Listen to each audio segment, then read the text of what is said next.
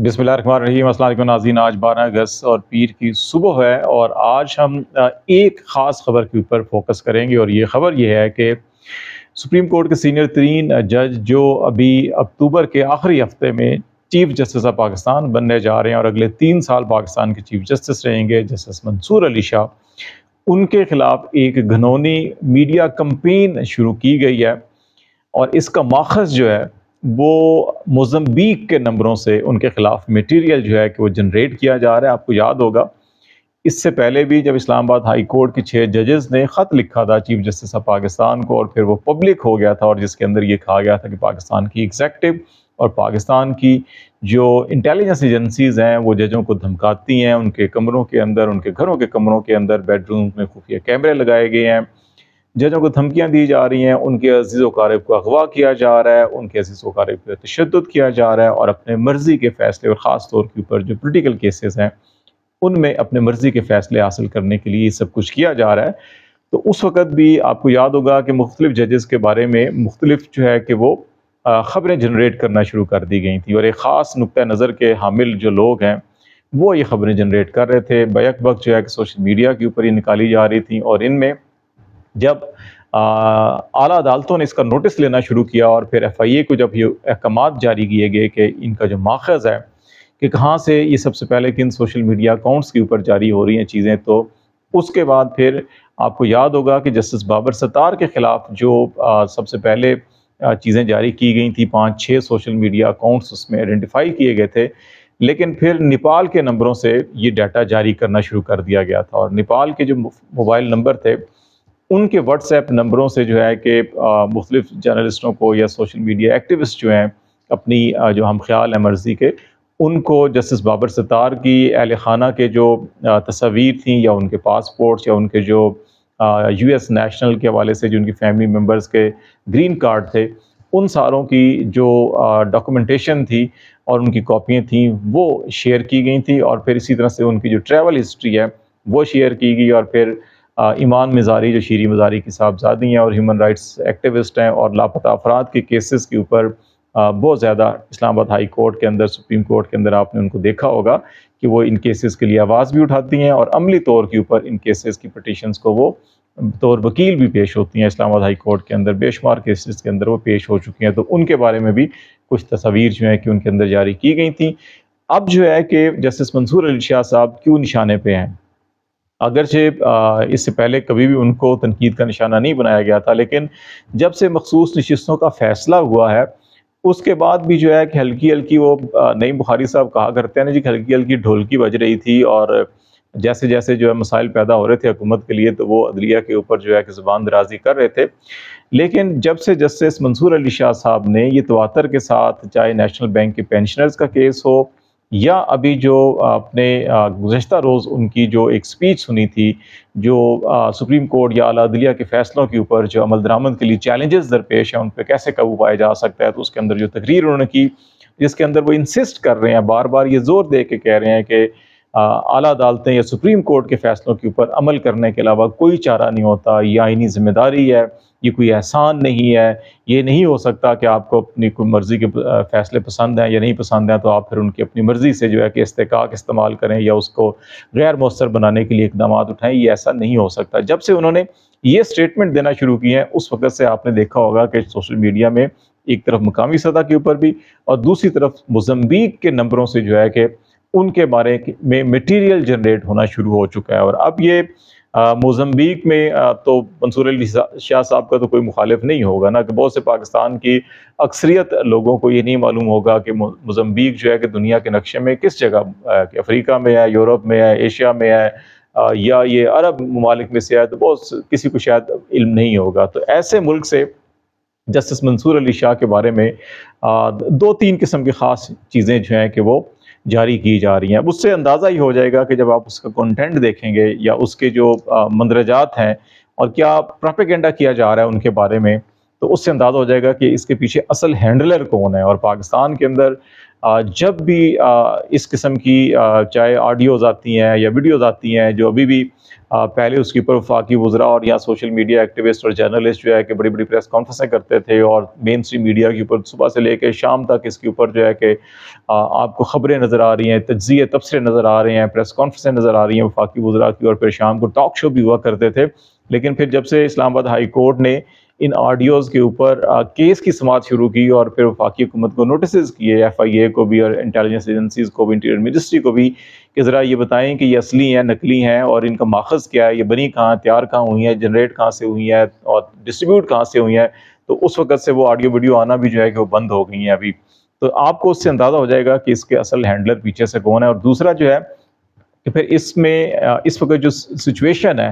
آپ کو کرنٹ مخصوص نشستوں کے فیصلے کے حوالے سے اور جو ایک نیریٹو بنایا جا رہا ہے حکومت کی جانب سے، اور اس میں 2-3 ایگزامپلز بڑی عمدہ ایگزامپلز ہیں کہ آج ہم مختلف لائر سے بات کر رہے تھے سپریم کورٹ کے، تو وہ بھی آپ سے ہم شیئر کریں گے. کہ یہ کہا جاتا ہے جی کہ یہ کیسے ہے جی کہ الیکشن ہو چکے، کاغذات نامزدگی جمع ہو چکے، سکروٹنی ہو چکی،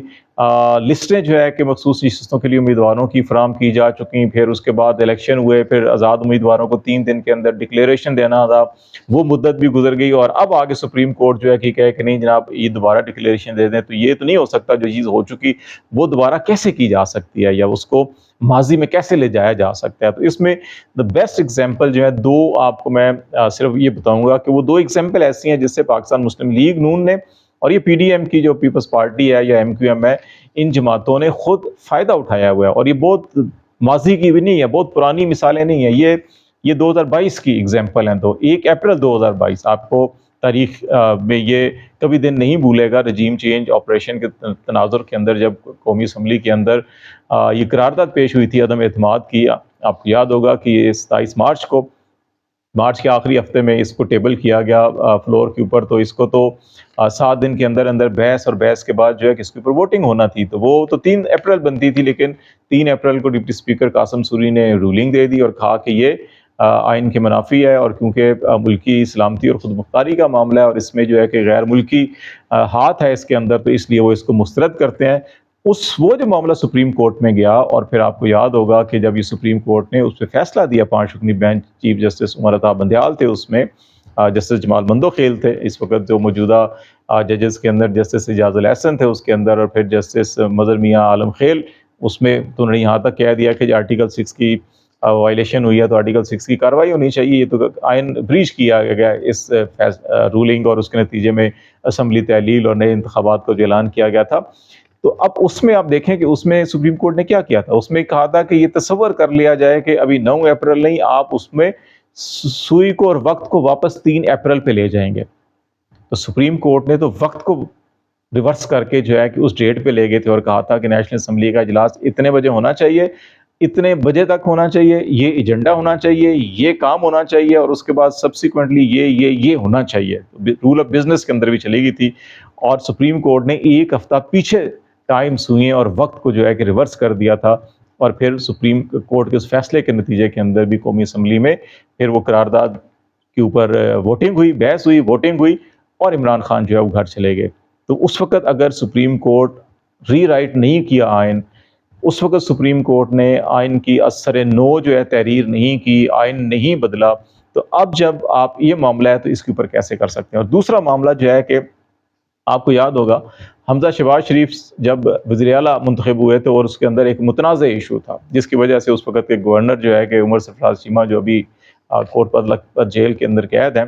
کہ انہوں نے انکار کر دیا تھا کہ وہ نہیں حلف لیں گے. یہ معاملہ ہائی کورٹ کے اندر چلا گیا، اور ہائی کورٹ نے پھر یہ ڈائریکشن یہ دی کہ جناب اسپیکر جو ہیں کہ وہ حلف وزیر اعلیٰ سے لیں، اور پھر اسپیکر نے حلف لیا. اب آئین کے اندر کہاں لکھا ہے کہ اسپیکر حلف لے گا یا وزیر اعلیٰ جو ہے اسپیکر کے سامنے جا کے جو ہے کہ حلف دیں گے؟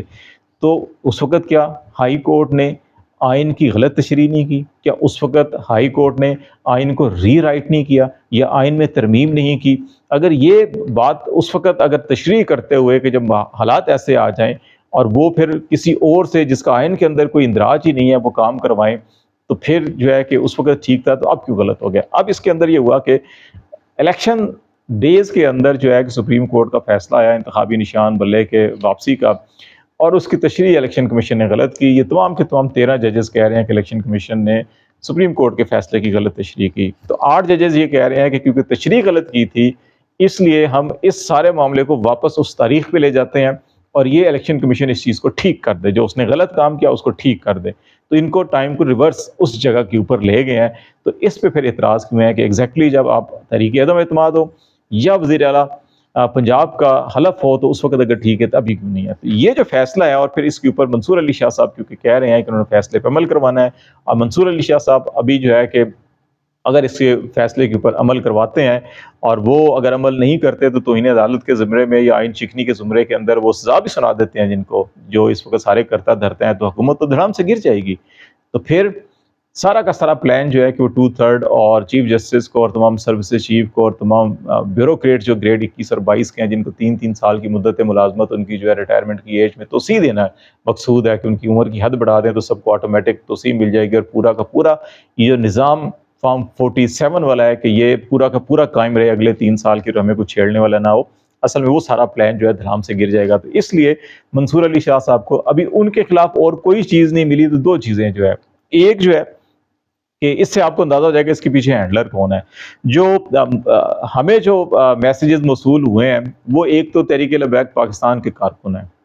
اور دوسرا جو موزمبیق سے جس نمبر سے جو میسیج آتے ہیں کہ وہ ایک تو منصور علی شاہ صاحب کے خلاف ہے، اور دوسرا وہ تحریک لبیک کے حق میں وہاں سے میسیجز آ رہے ہوتے ہیں۔ تو اس سے آپ کو اندازہ ہو جائے گا کہ تحریک لبیک یا تحریک لبیک کے پیچھے کون ہے، وہ سارے کمپین۔ اب تحریک لبیک کا اس معاملے سے کیا تعلق مخصوص، اس کے اندر کی مخصوص نشستوں کا ذکر نہیں کر رہے، وہ بیانیہ کیا بنا رہے ہیں؟ اب بیانیہ کیا بنا رہے ہیں کہ جناب چیف جسٹس قاضی فائز صاحب کی سربراہی میں جو سپریم کورٹ کے وہ مبارک ثانی کیس کے اندر جو فیصلہ آیا ہے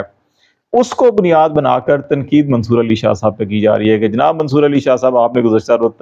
تقریر کی اور کہا کہ قاضی فائز صاحب جو ہیں کہ میرے اچھے مراسم ہیں، دوست ہیں، تو پھر آپ جو ہے کہ کہتے ہیں کہ ہم آئین کے اوپر عمل کروانا سپریم کورٹ کا کام ہے، تو پھر سپریم کورٹ کی ذمہ داری ہے کہ آئین کے اندر جو ہے کہ وہ احمدیوں کے بارے میں یہ لکھا ہے کہ اس کے اوپر عمل کیوں نہیں کروا رہے آپ، پھر سپریم آئین کے اندر یہ لکھا ہے تو آپ اس میں جو ہے کہ آپ کو 90s کے اور 80s کے سپریم کورٹ کے جو فیصلے ہیں 5 رکنی بینچ کے، ان کا حوالہ دے کے کہا جا رہا ہے کہ جی کہ جسٹس منصور علی شاہ صاحب آپ ان فیصلوں پر عمل درآمد کے لیے جو ہے کہ کیوں نہیں قاضی فائز صاحب کو سمجھا رہے، اور ٹارگٹ جو ہے منصور علی صاحب کو کیا جا رہا ہے، تحریک لبیک کی جانب سے کیا جا رہا ہے، اور جو حرمت رسول صلی اللہ علیہ وآلہ وسلم یا ختم نبوت جو صلی اللہ علیہ وآلہ وسلم کے حوالے سے، وہ اگر آپ کو کوئی گلا شکوہ ہے آپ اس کی نظر ثانی میں جائیں، سپریم کورٹ میں اپیل دائر کریں، آپ وہاں پہ 184(3) کے تحت درخواست دیں، اسلامی نظریاتی کونسل نے خط لکھا ہے، اس خط کو جواز بنائیں، اس خط کو ساتھ لگائیں اور وہاں جا کے جو ہے کہ دروازہ کھٹکرائیں سپریم کورٹ کا۔ لیکن یہ سوشل میڈیا کے نمبروں سے اور آپ واٹس ایپ نمبروں سے اور بیرون ممالک کے نمبروں سے ٹارگٹ جو ہے کہ آپ منصور علی شاہ صاحب کو کر رہے ہیں، دھمکیاں منصور علی شاہ صاحب کو دی جا رہی ہیں، اور اسی طرح سے جو باقی یہاں پہ لوکل نمبر ہیں تو وہاں سے بھی اسی قسم کی چیزیں جو ہے کہ یہ کر کے اور انڈائریکٹلی جو ہے کہ منصور علی شاہ صاحب کو جو ہے کہ یہ دھمکانے کی کوشش کی جا رہی ہے کہ جناب آپ کو بھی ان کیسز کے ساتھ جو